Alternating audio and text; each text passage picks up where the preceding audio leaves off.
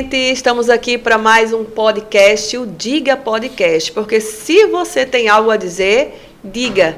Hoje a gente tem um convidado especial aqui conosco, que é o médico, o doutor Tarcísio Campos, está aqui, seja bem-vindo, doutor. Obrigado. Estou aqui ao lado do nosso querido amigo. Obrigado. Não é? Bom estar de volta.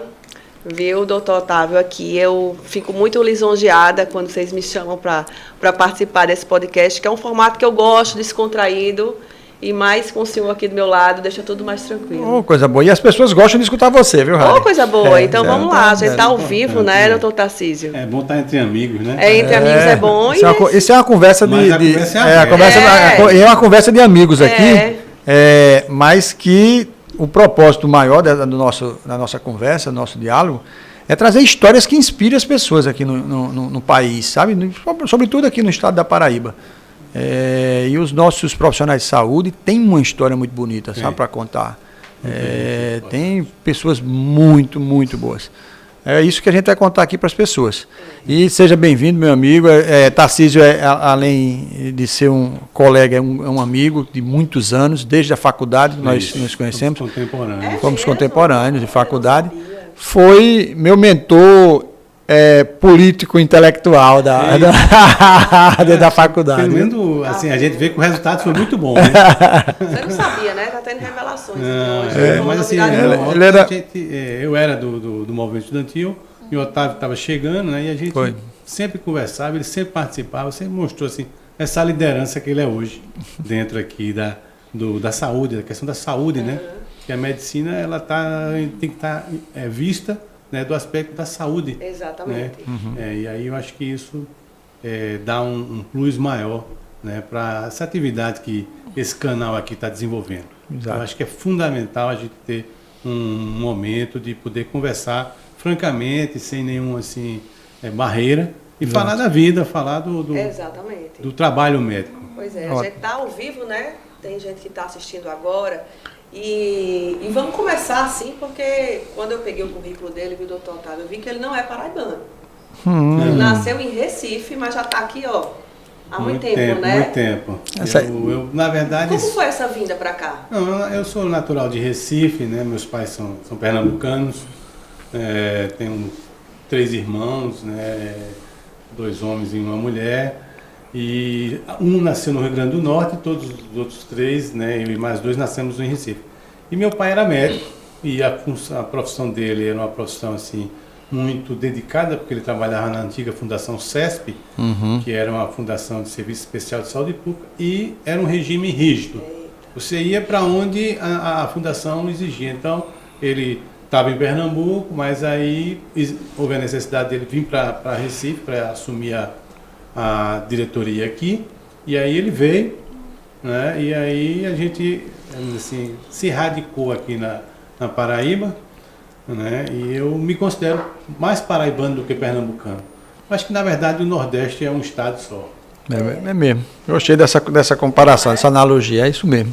Quando a gente está no Nordeste, né, a gente se sente meio que em casa, é verdade. É impressionante, a gente se vê como nordestino em qualquer estado. E eu acho que assim, é isso que faz o Nordeste ser um pouco diferente. É verdade. E aí, como foi que surgiu essa sua paixão pela área da saúde? Bom, aí assim, tem a influência de meu pai, mas assim, eles nunca me exigiram nada. Na verdade, dos irmãos, tinha até o mais novo, que é Jenner, que hoje é engenheiro agrônomo, ele tinha mais assim, tendência para ser médico, mas eu acho que já no terceiro ano, antigamente era o terceiro ano científico, né? Isso era. Agora é o ensino médio, eu vi que a minha vocação era estar junto de pessoas, né? Ajudar pessoas. E aí eu vi na medicina um espaço muito interessante de estar ajudando as pessoas, né? Procurando melhorar a vida dessas pessoas, né? Então eu despertei para isso, ia fazer biologia, que eu gostava muito da natureza, né? Mas aí na minha vocação final eu digo, não, vou fazer medicina. Meus pais adoraram, né? Minha mãe vibrou, e aí eu fiz o curso, fiz o primeiro vestibular, não passei, né? A gente morava inclusive em Brasília na época, meu pai estava lá a serviço da Fundação CESP, que agora é a FUNASA. Uhum. E então a gente fez o primeiro vestibular, eu não passei. Aí disse, não, vamos voltar para Paraíba. Eu digo, então vou fazer vestibular lá de novo. Aí passei para Campina Grande junto com meu irmão, que fez engenharia elétrica. Então a gente, meus pais em Brasília, a gente morou em Campina Grande durante 2 anos. Aí eu fiz vestibular novamente para medicina para João Pessoa, porque meus pais estavam voltando para João Pessoa. E eu digo, não, vou fazer vestibular de novo, já cursando medicina. Aí fiz novamente o segundo vestibular para medicina, passei e fiz o curso aqui, eu terminei aqui, né, uma turma excelente, a turma de excelentes profissionais, doutor Valdir Delmiro, doutora Ana Isabel. Então, assim, coisas assim que eu acho que é do destino, né? Ou seja, eu tinha que vir morar aqui na Paraíba, porque eu podia ter ficado lá em Brasília, eu podia ter, né, ido para um outro local, mas não. A Paraíba foi quem me acolheu e aí eu me considero paraibano, amo a Paraíba. Eita, coisa boa, velho. Nessa tua entrada no curso de medicina, quando foi que também tu despertou para essa necessidade de uma vida também política dentro da medicina? Porque Tarcísio chegou a engajar os movimentos políticos da universidade de forma muito forte. Tanto que talvez essa tenha sido a inspiração para a sua vida hoje profissional e dentro do sindicato.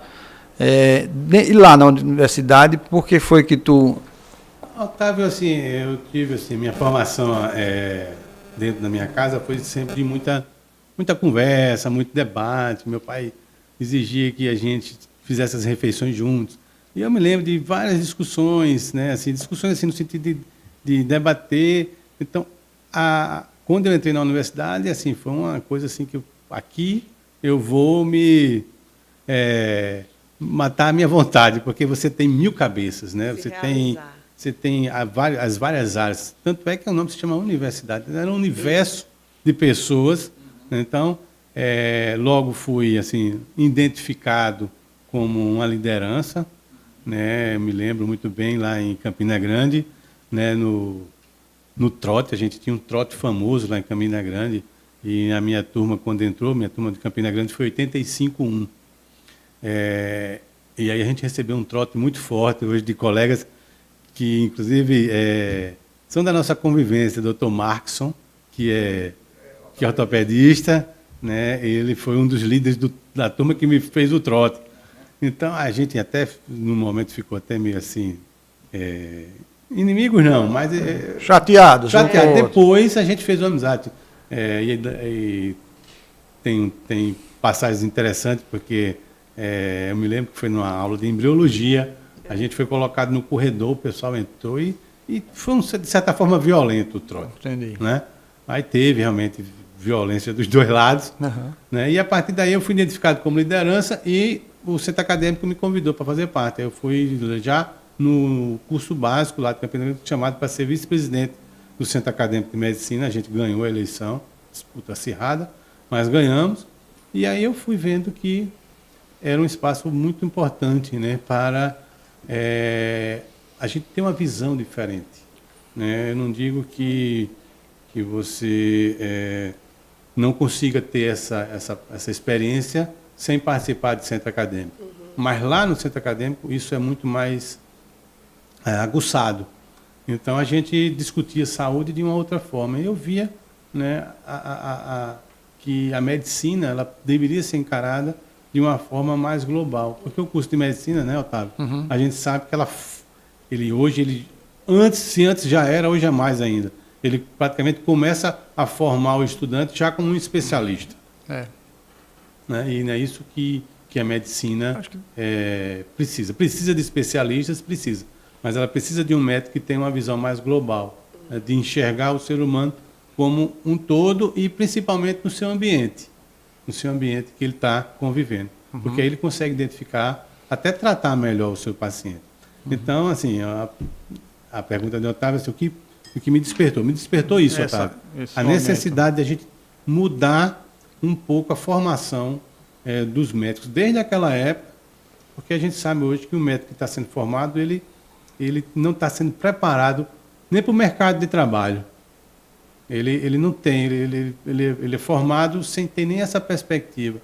E aí no movimento médico, estudantil, né, acadêmico, você consegue iniciar essas discussões. E a vida acadêmica traz uma experiência interessante sob o ponto de vista também do discurso, né? Do exercício do discurso, da socialização desse discurso, né? De entender que você tem pensamentos diferentes, tem que conviver com pensamentos diferentes, e é interessante às vezes, porque pensamentos diferentes podem até fazer de sua cabeça mudar. Poxa, o cara tem razão, tem sentido, o que ele está dizendo faz sentido. Né? E embora que na época da gente, assim, a gente tivesse isso, mas também a gente tinha pouca informação plural. Né? Era muito um grupo que pensava quase todos da mesma maneira e tinham, né, que dominavam os centros acadêmicos, dominavam a política estudantil. E a gente não tinha as informações como a gente tem hoje, alguém que codifica alguma coisa e traz para você. Isso aqui faz sentido? Faz sentido, tu está dizendo, tá, tudo jóia. É isso aí que eu penso também. Então, você ingressar nesse tipo de discurso. Antes era um discurso muito uníssono, era um discurso... Hoje o mundo mudou, né? Ou seja, e muda com a velocidade estúpida, né? O que você fazia 5 anos atrás, hoje, se você olhar... Totalmente diferente, né? Ou seja, a tecnologia, a internet, né? Eu sou do século passado, então a internet é uma coisa tão recente, né? Mas ela já modificou o mundo de uma forma estúpida, né? Estúpida no sentido de radicalização, né? Até de disruptura mesmo. Então a gente hoje tem que ver esses movimentos, né, dentro da realidade atual. Não se faz movimento estudantil como se fazia na minha época. Hoje é diferente. Hoje é o WhatsApp, hoje é Instagram, hoje você se comunica de uma forma muito mais rápida. E a diversidade de ideias é fundamental. Né? Esse negócio de você ter grupinhos tentando dominar, ou seja, tentando passar uma mensagem ideológica de um grupo particular, ou seja, de um segmento. Não. Eu acho que o movimento tem que ser de ampliar. De permitir que todo mundo tenha espaço para falar e colocar suas ideias. E vence aquela que tem o maior poder de convencimento. Mas Tarcísio, o senhor acha que hoje em dia os jovens que estão se formando, estão entrando nessa área agora acadêmica, está sendo mais difícil eles entrarem e entenderem esse movimento sindical? O que é que se pode fazer para ampliar isso nessa juventude? Olha, eu acho que realmente com a mudança, né, do ensino médico, né, que aconteceu, acho que nessas 10 dessa década passada para cá, surgimento de escolas médicas desordenadas. Muitas, né? Hoje nós temos 380 escolas de medicina, né, temos 500 mil médicos, né, gerou e vai gerar uma oferta muito grande de mão de obra no mercado. Então, o jovem médico tem que estar preparado para isso. Eu não sei, né, se as universidades, se as unidades formadoras estão fazendo essa informação. O que a gente percebe é que o médico ele se forma e no outro dia ele já vai para o mercado de trabalho e ele não sabe o que fazer. Tanto que o sindicato, e aí foi antes da pandemia, e a gente teve que parar com a pandemia, a gente tinha um momento com os formandos, me formei, sou doutor, o que fazer? Né? Era onde o sindicato se reunia, as turmas, e a gente mostrava para ele a dificuldade do mercado de trabalho, dele se proteger, não cair em golpes, né, de prefeituras que acabam dando calote, de serviços que acabam explorando a sua mão de obra. Então, a importância, né, da especialização, né, porque o médico, hoje, a quantidade de vagas de residência médica é muito pequena para a quantidade de médicos que se formam. Existem algumas especialidades realmente que você tem sobra de vagas, né, como a medicina da saúde e da comunidade, você ainda tem vagas sobrando. Né, mas tem especialidades que são altamente disputadas. Eu não sei na dermatologia, mas a anestesia é altamente disputada. Dermatologia... Tem um ranking aí? Eu sei que 6 especialidades, hoje, elas detêm praticamente a metade desses 500 mil médicos que eu falei, 6 especialidades detêm a metade. Certo. Né? Ou seja, clínica médica, cirurgia geral, ginecologia obstetrícia, pediatria, anestesiologia, medicina do trabalho, que eu nem sabia. Sim, porque eu também que sou também médico. Eu sou exato. médico de trabalho também. Então, medicina do trabalho e a última eu não lembro agora, mas sim, nós temos 6 especialidades com 250 mil médicos aí dentro. Puxa vida.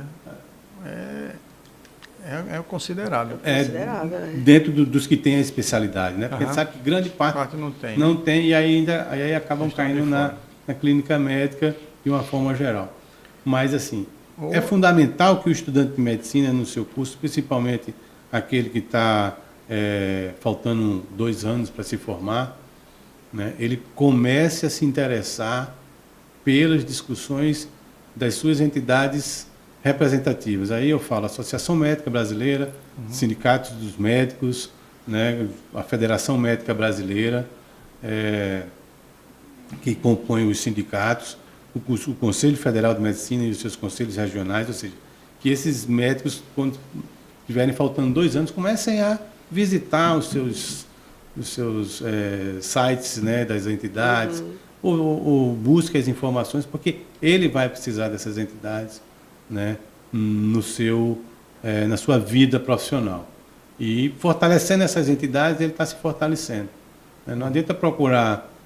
Ontem teve um médico que me ligou, né? Não, eu estou precisando do sindicato. Foi que houve? Não, porque a instituição está me devolvendo, né? Eu estava voltando de férias, cheguei e recebi no RH a minha devolução para a Secretaria de Saúde. Quer dizer, é assim. As pessoas não são avisadas, né? Você está voltando de férias, quando chega para se apresentar, diz, não, você não trabalha mais aqui, não. Você vai para outro lugar. E isso muda, porque a vida do médico, muita gente assim, tem a impressão que a vida do médico é tranquila, é fácil, o médico assim, é bem de vida. Não. A grande maioria dos médicos hoje, né, a gente tem os estudos, o perfil demográfico de 2020 feito pelo Conselho Federal de Medicina, mostra que mais da metade dos médicos trabalham mais de 60 horas por semana. E cerca de 30% desses trabalham mais de 90 horas. Puxa. Então, quer dizer, o médico, ele tem, vamos dizer assim, bens materiais, mas ele trabalha muito. E aí vai uma crítica para o médico, para mim. Você acha que você tem que esquecer, que você não deve esquecer que você tem que viver, que você tem família, né? Que a síndrome de Burnout, né? Ela é uma síndrome que leva da exaustão, né? Então, a gente tem inúmeros casos de médicos jovens, né? Enquadrados com síndrome de Burnout, enquadrados com crise de pânico, usando medicações... Depressão, o índice de drogas, suicídio, né? Dentro do próprio curso de medicina. É porque a gente até não deve divulgar esses acontecimentos, esses números, para justamente não estar gerando um certo desconforto, né?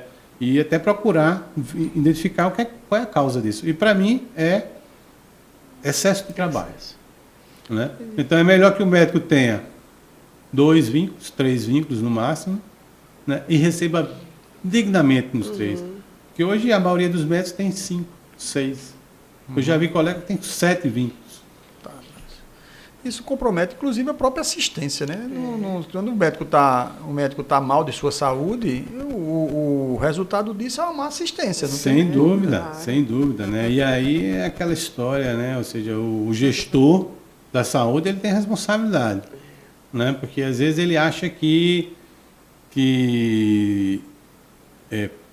não pagando, né, ele consegue, ou seja, colocando prestadores de serviço que não têm estabilidade nenhuma, ou seja, em vez de fazer um concurso, ele cria vínculos de prestação de serviço, né, para suprir a necessidade, e aí não consegue pagar ninguém bem, nem paga o servidor público bem, né, porque se ele pagasse o servidor público bem, esse médico, esse profissional, ele não teria necessidade de ter mais vínculos. Então, ele ia trabalhar ali, se dedicar ali, vestir a camisa do serviço, e a população seria muito mais beneficiada. Mas não, paga-se todo mundo de uma forma vamos dizer assim, não condizente com o tempo de formação do médico, né? Porque o médico, para se formar hoje, né, Otávio? Uhum. Para ter uma boa formação hoje, ele leva aí no mínimo 10 anos. No mínimo 10 anos. No mínimo 10 anos. 10 anos. Ou seja, entre o curso dele, a especialização, uma pós-graduação, né? Ou seja, é um tempo uma vida, né? É uma caminhada. É uma caminhada muito longa, né? Isso que Tarcísio coloca aí para os jovens médicos, para os médicos que já estão no mercado, eu acho que ele deixou uma mensagem muito forte aí. Cara, a primeira olhar tem que ser para si e também para a sua família. Porque a gente vê muito dentro desses grupos de médicos que têm uma carga de trabalho muito grande, a gente vê uma destruição familiar importante, os riscos para a droga, o risco para o alcoolismo. Você não acompanha o crescimento dos seus filhos. Exatamente. Eu lembro que... Sai de casa, está dormindo. Numa das assembleias, eu era presidente do sindicato, aí a médica levantou lá, pediu a palavra, a gente estava falando disso, e ela falou assim, eu não vi meus filhos crescerem. Quer dizer, ela já era uma senhora, quer dizer, 20 anos trabalhando, dando duro, lutando, mas não viu o crescimento. E é rápido essa fase. E a gente sabe que a função dos pais é muito importante no crescimento, né, dos seus filhos. Uhum. Para poder orientar e tirar desse caminho, né, da droga, esse caminho da insatisfação pessoal até. São pessoas frustradas às vezes, né? A gente vê a quantidade de jovens frustrados. Tem uma educação afetiva mesmo, né? Isso. Esse vínculo afetivo é fundamental. E às vezes o médico não consegue dar porque tem que manter aquele seu padrão de vida, né? Hoje a gente sabe que não se tem. Meu pai, sempre falo meu pai porque ele é a minha referência. Meu pai era médico e criou seus 4 filhos com a educação, estudando em colégio particular, tivemos o mínimo necessário, tudo, né? Mas ele só tinha um emprego. Era outro tempo. Era um momento, né, em que os médicos eles tinham uma valorização, mas agora, com a quantidade de profissionais no mercado, isso ficou muito fácil para o gestor. Não, eu tenho... Se você pedir para sair agora, eu tenho 10 que querem entrar. Tem uma fila, né? E aí é importante, né, a mensagem. Os médicos... Os jovens de hoje serão os idosos de amanhã. Então, se você não tiver um processo profissional onde você tenha cuidado com a sua saúde, você vai ser um idoso doente. Isso é mesmo. Bem colocado. Bem colocado. Meu amigo, quando tu estava terminando o curso, fizesse sua escolha por anestesia. Não era escolha...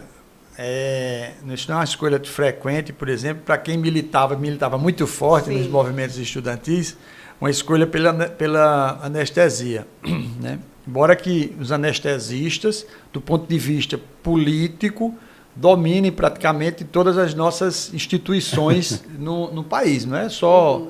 Né, cooperativa de crédito, está em todas as áreas praticamente, os anestesistas estão em tudo. Né? Essa análise é interessante, eu não consegui encontrar uma resposta, assim, porque o anestesista ele sempre está presente em postos assim, importantes. Assim. Dr. André Pacelli, é anestesiologista. Sim. Dr. Walter Ramalho, é anestesiologista. Da Sicredi. Dr. Bezerra, é anestesiologista. Exato. Então, assim, né, temos nomes importantes, também de outras especialidades, mas, assim, a anestesiologia, ela... E aí, assim, por o anestesiologista, ele ter uma facilidade de circular em todas as outras especialidades, ele faz anestesia para o ginecologista, ele faz anestesia para o cirurgião pediátrico, cirurgião cabeça e pescoço, para dermatologia algumas vezes, né? Então, a gente tem um contato com toda a categoria, a gente tem uma facilidade de estar... Uma visão mais ampla também. Uma visão mais ampla e a relação com todos os profissionais, todas as outras especialidades da medicina. Então, a gente sempre está um pouco mais em evidência. E tua escolha por anestesia, por exemplo? Por que tu escolheu anestesia? Eu jurava que tu ia escolher medicina preventiva. Seria um caminho natural, mas assim, eu, na verdade, ia fazer ginecologia e obstetrícia. Acompanhei durante os meus 2 últimos anos no curso de medicina, um ginecologista e um obstetra, mas assim, sempre tinha um anestesista perto. Sim. Porque, né? E eu ficava observando, bom, o anestesista vem, faz a anestesia, fica aqui o tempo todo, cuida do doente o tempo todo, né? Porque o anestesista ele tem essa obrigação, a função dele está na sala de cirurgia do início ao final. Muita gente acha que o anestesista faz anestesia, eu já vi dizer isso. Doutor, o senhor vai ficar até o final da minha anestesia? Lógico, né? O anestesista ele cuida do paciente do início, né? Até antes, na visita pré-anestésica, durante o ato todo cirúrgico, e é o último a deixar o paciente na sala de recuperação pós-anestésica. Então, eu percebi que o anestesista ele tinha essa capacidade de se relacionar com todo mundo. Além da gente ter a necessidade de ter um conhecimento muito grande na parte de clínica médica também, que eu gostava. Então, eu me encantei pela especialidade e saí da obstetrícia e da ginecologia e fui fazer a anestesia. E depois, né, a parte de medicina do trabalho também, né, porque era assim, uma coisa que sempre me encantou, que é a questão do trabalho, né, do trabalhador inserido no seu meio, no seu ambiente de trabalho. E a gente tem que ter essa visão. Né? Muita gente esquece quando chega um paciente, muita gente... Isso foi me dito pelo professor de clínica médica, na minha formação. Né? Chega um paciente na hora que a gente vai fazer a anamnese, e você faz toda aquela anamnese, e você sempre esquece de fazer uma pergunta que você não deve esquecer. Aonde você trabalha? Porque muitas das doenças são relacionadas ao trabalho. Então, a pessoa chega com a dor no ombro, o cara pergunta tudo, faz aquela anamnese, faz o exame todo, e aí diz, não, você vai fazer esse exame assim, aí não pergunta onde a pessoa trabalha. Você trabalha de quê? Ele diz, eu sou pintor. Quer dizer, só pode estar com a dor no ombro. É verdade. Né? Então, você já cria a ligação para fazer um diagnóstico clínico, né, e confirmar com a parte de exame. Então, a medicina do trabalho é muito interessante. A gente sabe que as doenças do trabalho hoje são muitas, né? Um ambiente, né, de trabalho hoje, inclusive com a mudança, né, da tecnologia, está modificando muito essa parte das relações, né, da doença e o ambiente de trabalho e o ser humano que está ali inserido. Agora, doutor Otávio, vou entrar numa pauta aqui, porque é a 4ª vez que o doutor Tarcísio assume a presidência do Sindicato dos Médicos da Paraíba. 4ª vez. E cada gestão são 3 anos. São. Eu pesquisei. Eu sei até quantos votos o senhor teve. 161. Sabia disso? Não, você tem olha aí, tá vendo? Eu pesquisei. Uma entrevistadora faz uma pesquisa toda da vida da pessoa. 161 votos pela 3ª vez. O que é que faz as pessoas se encantarem e depositar o voto? O que é que fez diferença nas suas propostas para esse mandato agora? Eu, quando assumi o meu primeiro mandato, né, foi em 2008, no Sindicato dos Médicos, sucedendo meu grande amigo José Demir Estrela, anestesiologista. Também. Anestesiologista, um grande amigo, mentor, inclusive. Eu digo, bom, eu tenho essa veia sindical, veia política, né? E assumi o desafio. O sindicato tinha só 117 associados. 117 associados. Na primeira gestão. Na primeira gestão. E eu digo, não, vamos reconstruir o sindicato. A palavra reconstruir é o seguinte, o sindicato estava morto, estava apagado. Eu digo, não é possível uma entidade tão importante que começou em 79, tem uma história linda de luta, vamos buscar, né? Passando por Dr. Renan Macaúbas, Dr. Ricardo, Dr. Edson Neves, que é anestesiologista. Então, nós temos uma história, vamos refazer. E aí fui refazer isso aí. Em 2008 foi um momento muito crítico de confronto com a prefeitura de João Pessoa, mas na crise a gente consegue crescer também. E aí a gente saiu de 117 para o final do mandato para 500 sócios. Eu achei muito importante, porque dentro da quantidade de médicos que a gente tinha lá em 2008, a gente subiu e a gente cresceu. O segundo mandato foi praticamente uma continuidade. E no terceiro mandato, o sindicato já tinha ganho uma repercussão, já estávamos assim, respeitados, já fazíamos parte do movimento nacional médico, né? Eu já fazia parte da Federação Nacional dos Médicos, e o sindicato estava muito bem, mas a gente não tinha uma sede. Ficamos lá, inclusive, na Associação Médica da Paraíba, lá atrás, numa salinha. Eu digo, não, o sindicato tem que ter a sua sede. Vamos construir a sede do sindicato. Tivemos a oportunidade de contar com a parceria do Conselho Regional de Medicina, adquirimos o terreno, fizemos o empréstimo, construímos a sede do sindicato, que hoje está lá na Caminho de Holanda, as 3 entidades juntas. Né? E isso tudo, né, foi um trabalho muito árduo, não foi fácil. Né? Deixamos o sindicato muito bem, com quase 1.000 sócios. O doutor Adriano Sérgio veio, fez um excelente trabalho, o doutor Márcio também. E aí eu digo, bom, agora o que é que está faltando? Vamos encerrar essa caminhada como? Né? Eu me ofereci para ser candidato ao presidente, eles aceitaram, né? Também não tinha ninguém querendo mais, que é difícil, né? As pessoas assim, gostam de criticar, de falar, mas quando você diz assim, pega a bandeira aqui, vai lá para frente. Todo mundo foge. Ninguém vai. Aí eu digo, não, vamos lá, vamos encerrar. Qual é o meu desafio hoje? Tentar fazer um elo de ligação com os médicos jovens. Pegar essa turma que está se formando, principalmente esses 2 últimos anos, né? Trazer para o sindicato. O sindicato conseguiu fazer uma boa estrutura, nós temos condição. Vamos pedir aqui a parceria de doutor Otávio para vir para cá, trazer o estudante para cá. Né? O sindicato vai abrir um espaço aqui, eu já estou dizendo, viu, Otávio? Opa, vamos usar o espaço aqui, vamos fazer essa parceria, trazer o estudante aqui para ele contar das suas ansiedades também, né? Para ele participar, já começar a participar do movimento. E aqui, né, é fundamental porque é um espaço que a gente dá para eles também dizer, não, falar do curso deles, né? O curso está bom, está falho em que área, o que é que a gente está precisando. Então, e aí, meu objetivo seria esse, dar um espaço para o jovem médico, o médico residente, né, que já é médico, mas está em formação também. A gente quer fazer esse link com esses...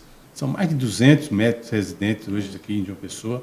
Né? Tem muita gente que já está no mercado de trabalho, mas ao mesmo tempo está em formação. Vamos buscar... E o nosso piso nacional da categoria médica, que aí é um movimento nacional. A gente tem contato já com a senadora Daniela Ribeiro, né, que tem um PL já apresentado. Vamos buscar o senador Efraim, vamos buscar todo mundo, independente. Eu acho que o movimento da nossa entidade, como Sindicato dos Médicos, das entidades médicas, ele não existe nenhuma tendência, nem ideológica e muito menos partidária. Porque o que a gente quer é fazer com que o médico consiga exercer a medicina em boas condições. E a gente sabe que, para isso, precisa-se ter condições de trabalho mínimas, ter uma carreira de Estado, uma carreira que faça com que o médico entre, a exemplo do judiciário. Essa é uma bandeira antiga nossa. A exemplo do judiciário, você tem que ter uma carreira nacional, né, onde o médico entre com a perspectiva de evoluir na sua carreira, né, e se aposentar dignamente, né, e ter um salário nacional, como os enfermeiros conseguiram recentemente. Deram um exemplo. Né, são 10 anos... Qual é o piso que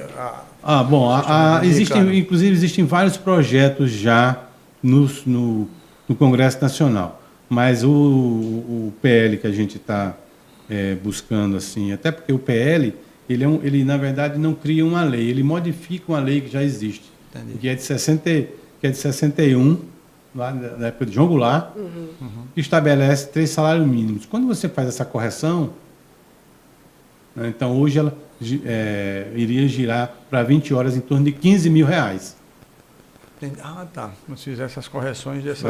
Então, aqueles 3 salários mínimos hoje corresponderiam a R$15 mil. Então, a gente quer discutir isso com o Congresso.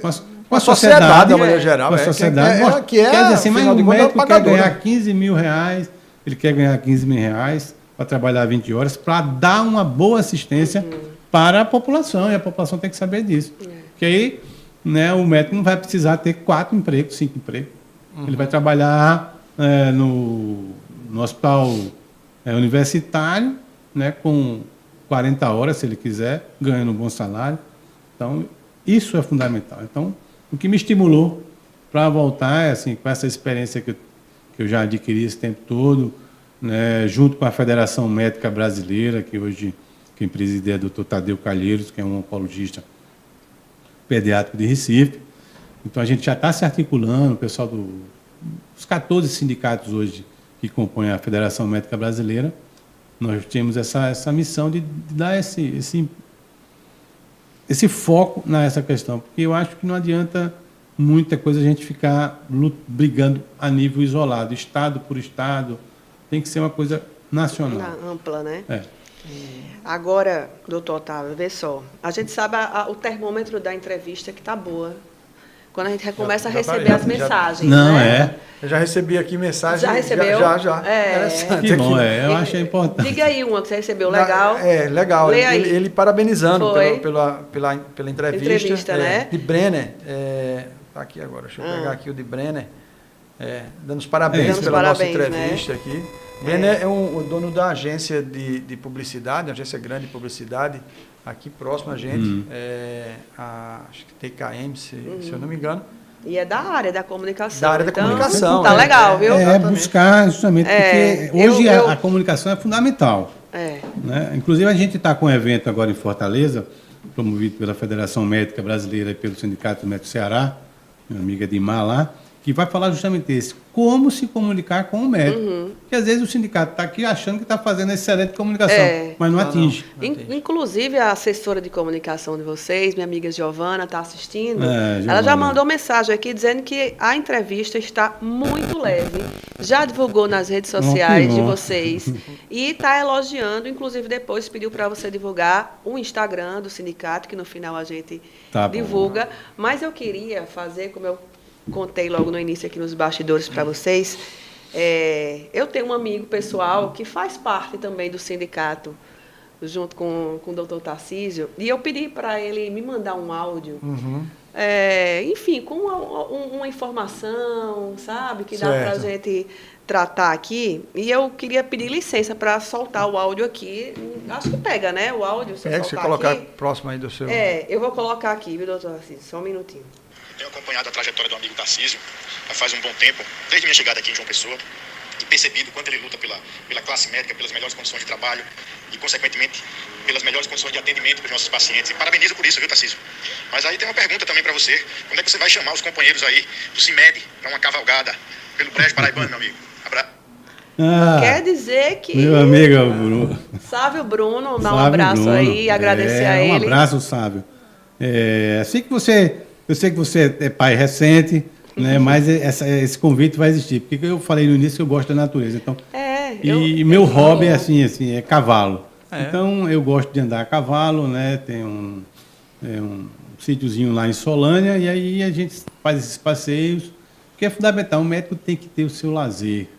Na verdade, não é o médico, né? O ser humano, ele precisa ter o seu horário, o seu momento de lazer, né? Porque o trabalho é fundamental, né? O trabalho é uma coisa assim, é da essência do ser humano. Mas assim, o lazer, ele antecede isso aí. Eu acho que a pessoa que não tem esse momento, né? Ela com certeza tem problemas mentais no futuro, né? Porque ninguém vive só do trabalho. A gente tem que, na verdade, trabalhar e viver, né? Isso é fundamental. Eu gostei da mensagem, achei interessante, porque é o seguinte, isso é um coroamento de um trabalho, né, inteiro, né?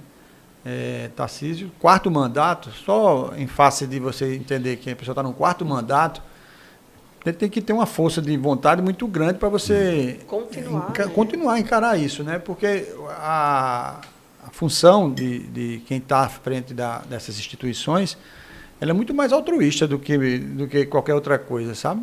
É o que ele tenta de oferecer para a classe médica e para a sociedade. Não tem outra coisa, não é dinheiro que motiva Tarcísio para estar ali dentro, para as pessoas ficarem sabendo disso, sabe? Porque presidente. É bom saber, assim, que... Falar o papel da verdade. Exato. E saber, né, que, assim, no nosso sindicato, não em outros, mas no nosso sindicato, a função de presidente não tem prolabore. A gente trabalha, assim, por vocação mesmo, né? Lógico que tem as compensações, você não faz uma viagem com o seu dinheiro, mas Assim, e também, né? É o mínimo que você tem você estaria tirando de você, né? Mas assim, outros, a gente não tem essa parte de prolabore, nem para nenhum diretor, nem presidente. Nós não temos essa prática, né? Apesar de outros sindicatos terem, mas a gente, por achar que não é o momento, a gente não tem, né, nenhum prolabore. Mas a gente faz com isso, né, com uma intenção de ver melhor a saúde. De chegar num ponto melhor para todo mundo, né? Essa é a luta que você tem desenvolvido. Eu sou médico, né, também, tenho 2 vínculos na prefeitura, nos concursos, então, assim, né? Se eu conseguir melhorar para todo mundo, estou melhorando para mim também. A gente está chegando no fim do nosso podcast. Bom. Cadê a plateia? Eu queria aproveitar e assim, dizer que o sindicato está com uma homenagem importante para ser realizada agora no mês de março, onde a gente vai homenagear 90 anos do nosso professor, doutor Genival Veloso de França. Com 90 anos, ele vai receber uma homenagem da Associação Brasileira de Medicina Legal, né, da qual ele também é a profissão dele, né? Todo mundo sabe que ele era médico e exercia parte como professor de medicina legal, tanto na área do direito como na área médica. Então, a gente vai estar fazendo essa homenagem, a gente vai estar divulgando aqui também, viu? Se possível, até pode... E a gente vai participar lá para fazer a cobertura dessa sua... Isso, né? É fundamental isso aí. Para a gente estar com essa homenagem para ele. Você vai ser um dos nossos convidados e dizer que tudo, na verdade, na vida, ela tem que ser, vamos dizer assim, acompanhada, né, da proteção divina, né? A gente não faz isso nada sem Deus. É verdade. Né? Deus tem que estar sempre presente, porque aí você consegue eliminar qualquer, vamos dizer assim, obstáculo maior que fuja da sua capacidade. Então, Deus é fundamental na vida de todo mundo. Deus sempre esteve presente na minha vida, Nossa Senhora, e eu acho que a minha proteção sempre foi essa, porque como são 4 mandatos, graças a Deus, assim, são 32 anos de formado, nunca tive nenhuma, vamos dizer assim, infelicidade na profissão, né? Eu acho que isso tudo é profissão, isso tudo é muitas viagens, né? Viajei muito para o sertão, muito para o brejo, então... Nessas viagens de carro, você sempre tem que contar com a proteção divina. É verdade. E sem falar também, tem que falar também, né, da família, né? Acho que o Otávio é um exemplo de família, né? Conheço o Otávio há bastante tempo, sei que ele é um excelente pai, né, excelente marido. E a gente sabe que do lado do homem tem uma grande mulher. Então, eu queria deixar aqui, mandar um beijo aqui para minha esposa, Juliana Muniz, e um beijão para minha filha, Bruna, também, né? Que está em casa, deve estar me assistindo, que eu mandei o link para ela, senão eu vou brigar com ela. E ela está em Souza agora, ela está fazendo medicina veterinária. Não quis fazer a parte de medicina humana, digo, então, mas se dedicou à parte da medicina veterinária, que eu acho também uma coisa muito linda. Muito linda, né? Porque os animais, assim, diferente do ser humano, eles são muito dados, quando eles amam a pessoa, amam mesmo. Maria, né? É verdade. Eu tenho um cachorrinho também, e a minha enteada também, Letícia, né? Eu tenho como minha filha. Que coisa boa. Então, a gente vai deixar o Instagram do sindicato de vocês, que é @CIMEDPB, não é isso? Pronto, Giovana já mandou o recado aqui, tá dado, viu, Giovana? Tá divulgado. Vamos colocar na todas as nossas redes sociais, a gente colocar o Instagram, né? De vocês. Pronto. Bom, e aí a gente finaliza essa conversa. Mas aqui é só agradecer a você por você ter vindo, essa disponibilidade de estar aqui com a gente. Espero que essa casa aqui seja, daqui por diante, um instrumento que você utilize para comunicar o que vocês desenvolvem com a sociedade e com os médicos. E o que você colocou aí como final para atrair, falar para os jovens estudantes de medicina no último ano, os residentes de medicina, né? Isso aí vai ser algo, acho que talvez pioneiro, e vai muito longe, porque vocês contam histórias, vocês vão empolgar, vocês vão fazer, se tornar referência. Existe aquela coisa assim meio estigmatizada, né, de que quem faz esse tipo de movimento não consegue ser um profissional, né, Então, por exemplo, eu sempre fiz, sempre consegui, não sou assim, não sou o maior, não sou o melhor, nem quero ser, mas assim, sempre fui um bom anestesiologista, sempre procurei fazer. Dá para você fazer as duas coisas. E quando você tem mais gente lhe ajudando, fica mais fácil. Com certeza. Né? E aí ganha todo mundo. Por isso que é fundamental que, até porque o médico, o futuro médico, né, ou o médico jovem, né, aquele que está com 2, 3, 4 anos de formato, ele tem que buscar fortalecer as suas entidades, porque ele vai conseguir pavimentar um caminho profissional mais fácil para ele. Maravilha. Isso é fundamental. E a gente vai fazer esse trabalho juntos, conto com você. Né? Queria deixar aqui um abraço a Ariane, que foi uma das primeiras que me entrevistou no movimento médico lá em 2008, né? Acompanhou meu início na caminhada, né? E dizer que estamos abertos aqui. O Sindicato dos Médicos vai ser um parceiro aqui do Dr. Play, com certeza. Irmão. Obrigado, irmão. Então, obrigada. E obrigada também, doutor Otávio, por ter me convidado hoje. Eu agradeço, Rari. Doutor Tarcísio. E para quem nos acompanhou, muito obrigada. Então, até a próxima oportunidade de participar aqui do podcast Diga, porque se você tem algo a dizer, diga. Até lá.